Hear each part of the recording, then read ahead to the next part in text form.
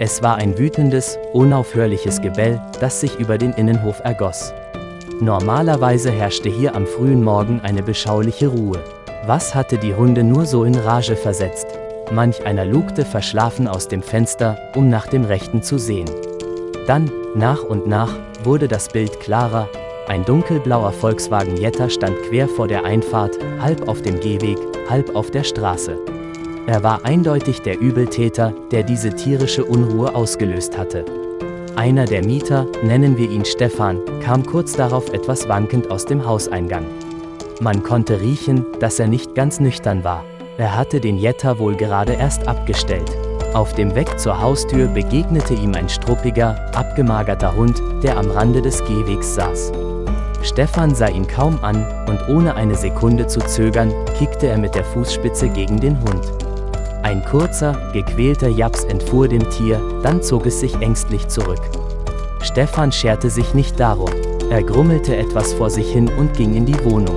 Die Zeit verging, die Sonne stieg höher und die meisten Bewohner des Hauses gingen ihrem Tagwerk nach. Der Vorfall mit dem Hund geriet langsam in Vergessenheit. Doch das Schicksal hatte andere Pläne. Etwa 2 Stunden später, als Stefan zurück zu seinem Auto kam, erstarrte er vor Schreck. Was er sah, war surreal. Eine ganze Meute von Hunden, es müssen mindestens ein Dutzend gewesen sein, hatte sich um seinen Jetta versammelt. Sie bellten nicht nur, sie tobten förmlich. Sie sprangen gegen die Karosserie, knabberten an den Radkästen und rissen mit ihren Zähnen an den Stoßstangen. Kratzer zogen sich über den Lack, und es hörte sich an, als ob sie versuchten, das Metall zu zerfetzen. Es war ein wildes, chaotisches Schauspiel, und Stefan konnte seinen Augen kaum trauen. Sein einst so glänzender und neuwertiger Jetta war zu einem Schlachtfeld geworden.